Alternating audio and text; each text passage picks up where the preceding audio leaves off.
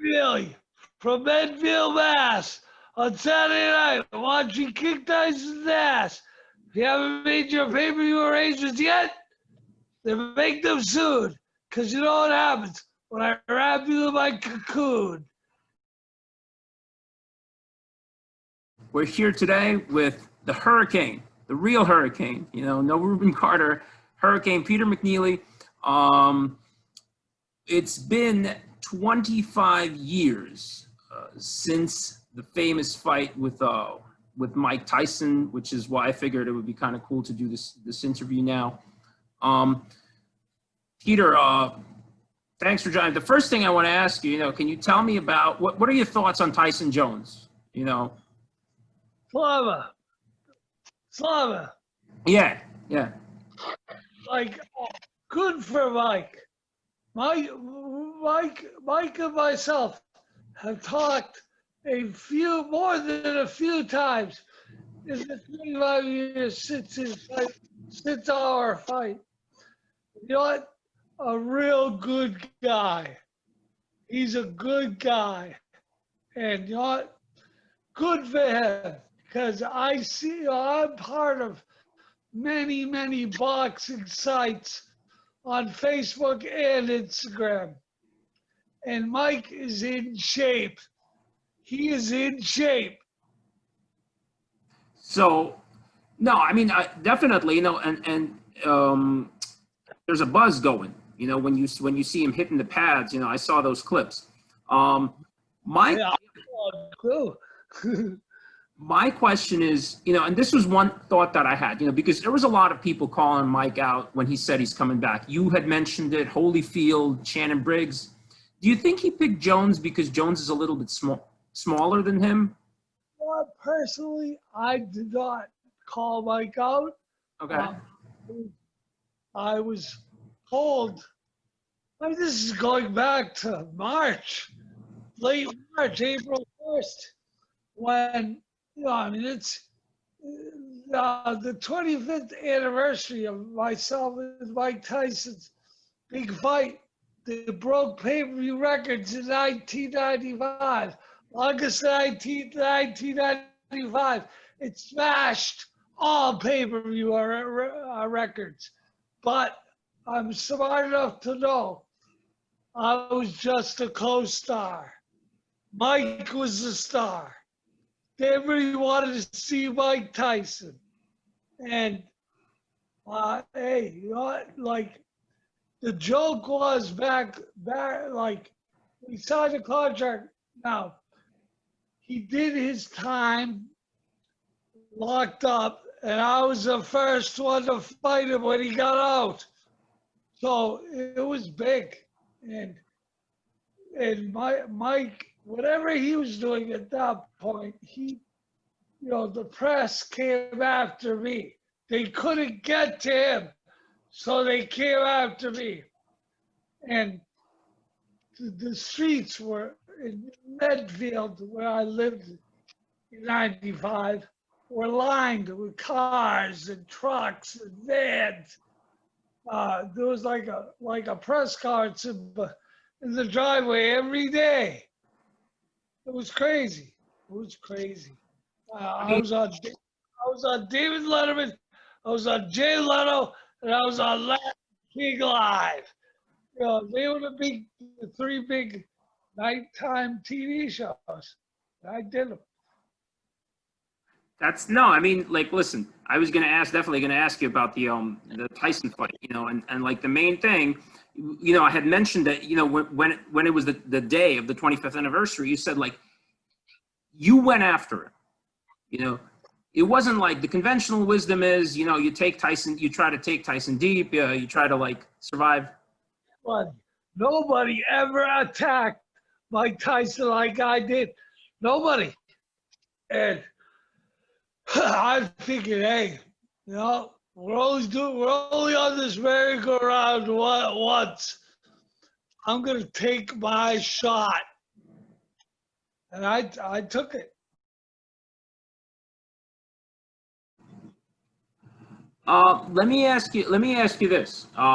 This is a question a lot of people I feel would be interested in. Whether you want to answer it or not, that's a different story. Okay, so the question is, what did you make for the Tyson fight?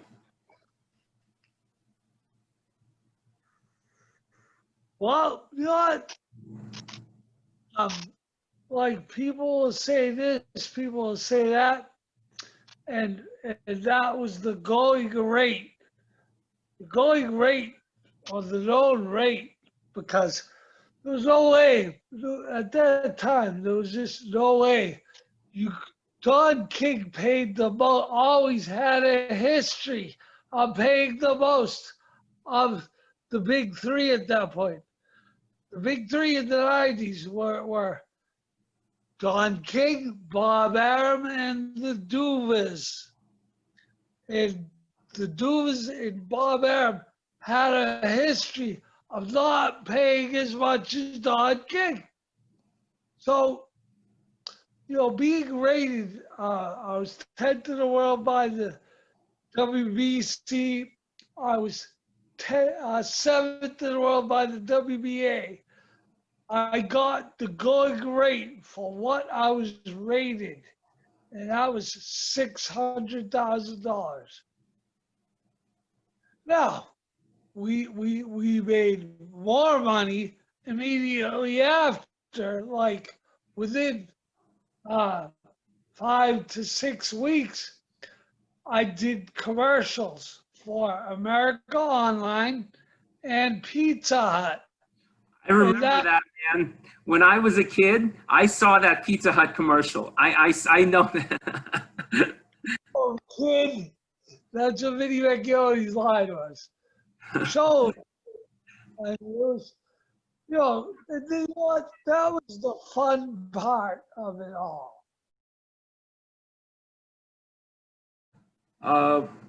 I wanted to ask you, I mean, I know you have your degree, it was in political science. Was there a reason why political science? Yeah, because it had a low math requirement. Oh, math is not your strong suit? Hey, I can count my money, and that's all that counts, right? Well, yeah. I mean, that's what I was going to ask you about, like, you know, whether, because there's always been the rumors about Don King, you know, but you said it, you know, you said it. He paid you, and he paid you well, and whatever, you know. What? Love Don King. Don King treated us great. Don King paid us for things he didn't even, wasn't under contract to pay. He treated us great. Now, do I know how Don King treated other fighters? No, I don't. And you know what? That's not my business. I treat people, you know, I treat people good, and people treat me good. Hey, I hope for the best. Sometimes you hope for the best and you expect the worst. Ah, The poem, you know, everybody loved the poem. McNeeley from Medfield, Mass. On Saturday night, watching kick Tyson's ass. If you haven't made your pay-per-view arrangements yet, then make them soon. Because you know what happens when I wrap you in my cocoon. I love that, man. That was based on, because now that was at a press conference like days before I fought Tyson, but a week earlier in Las Vegas, we had two big press conferences on both coasts. One was in New York City, one was in LA. And then we had a bunch at the MGM Grand in Las Vegas. But a friend of mine that I grew up with, I played high school football with him. His name was Dave Fleming.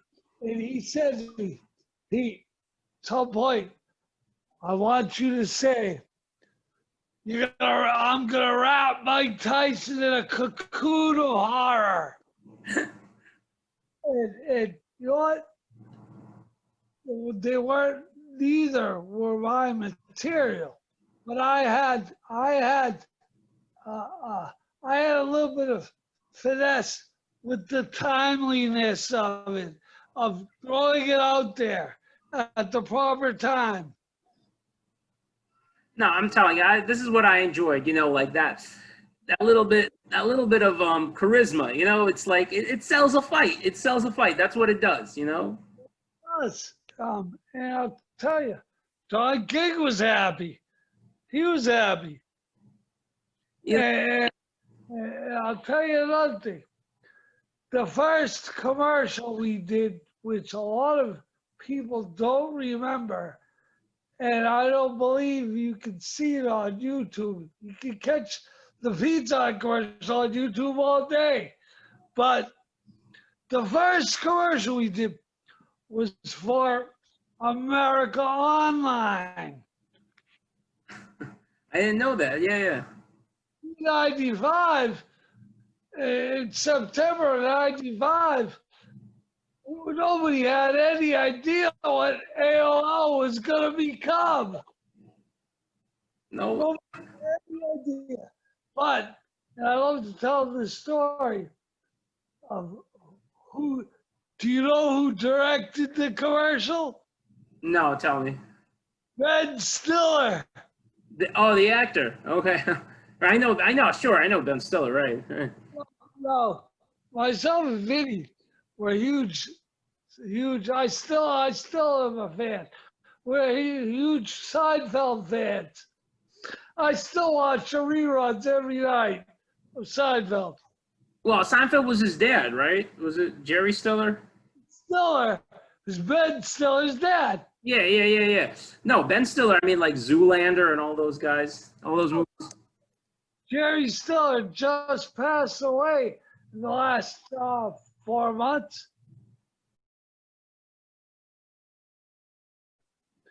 I met him, like, there was this restaurant. Now it's like the week of the fight, like this Las Vegas swelled up with people from all around the world, and because it was Mike Tyson. Right. But again, like we were in Sir Reginald's in the MGM Grand. It was like the best restaurant, you know. And so we're in there, myself and two friends of mine. And my friend says, "Hey, look, that's Adnan Khashoggi, one of the richest oil and arms dealers in the world." I mean, you know, this guy comes up, but 15, 20 minutes later, he comes up, "Mr. McNeeley, will you take a picture with my daughters?" He died. I have it here. He died in 2017. Well, that's all long ago in the big picture. Yeah, he was involved in the Contra. I mean, like, there's a whole list, man. He was involved in the oil cocaine for Contras.